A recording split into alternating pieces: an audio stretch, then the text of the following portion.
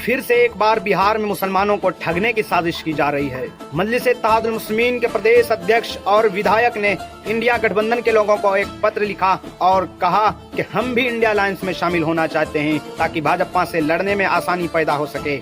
मगर इन लोगों ने मुंह मोड़ लिया और इनकार कर दिया और कहा कि नहीं, हिंदुस्तान में मुसलमानों का कोई लीडर या कोई मुस्लिम क़यादत नहीं हो सकती। मैं पूछना चाहता हूं कि जब 17% आबादी वाला मुसलमान इंडिया अलायंस का हिस्सा नहीं हो सकता तो फिर 2% वाला मुकेश सहनी इंडिया अलायंस का हिस्सा कैसे हो सकता है। बाबरी मस्जिद को मेरे पैरों की ठोकर ने गिराया है, ये कहने वाली कट्टर शिवसेना जब इंडिया अलायंस का हिस्सा हो सकती है तो फिर संसद रत्न बैरिस्टर असदुद्दीन अवैसी से परहेज क्यों है।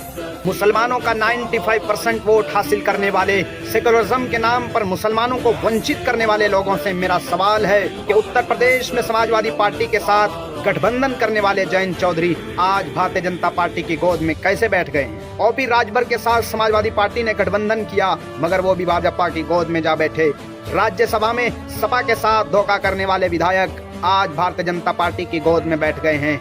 तब विचारधारा कहां चली गई है। महाराष्ट्र में अजीत पवार महाविकास आघाड़ी के उप मुख्यमंत्री थे, वो भी बीजेपी के साथ चले गए। कर्नाटका में कांग्रेस और जेडीएस का गठबंधन था, अचानक विधायक बगावत किए, सरकार गिरी और अगले चुनाव के बाद वो भी बीजेपी में चले गए।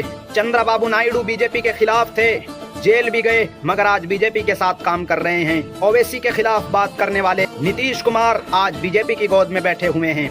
ये इंडिया अलायंस के अनगिनत लोग हैं जिन्होंने अपनी विचारधारा से समझौता किया और भाजपा के साथ चले गए। मगर आज तक बीजेपी के साथ कोई समझौता न करने वाली पार्टी मजलिस-ए-इत्तेहादुल मुस्लिमीन और बीजेपी के लोगों के आंखों में आंखें डालकर बात करने वाले लीडर बैरिस्टर असदुद्दीन अवैसी पर इल्जाम कैसे मुमकिन हो सकता है। बीजेपी के साथ ये लंबी लड़ाई है। राहुल गांधी और तेजस्वी यादव को एक मर्तबा फिर से 19% आबादी वाले मुसलमानों के बारे में भी विचार करना चाहिए, नहीं तो फिर ये जनता तय करेगी कि बिहार के मुसलमानों का लीडर कौन है और उनको धोखा देने वाला कौन है।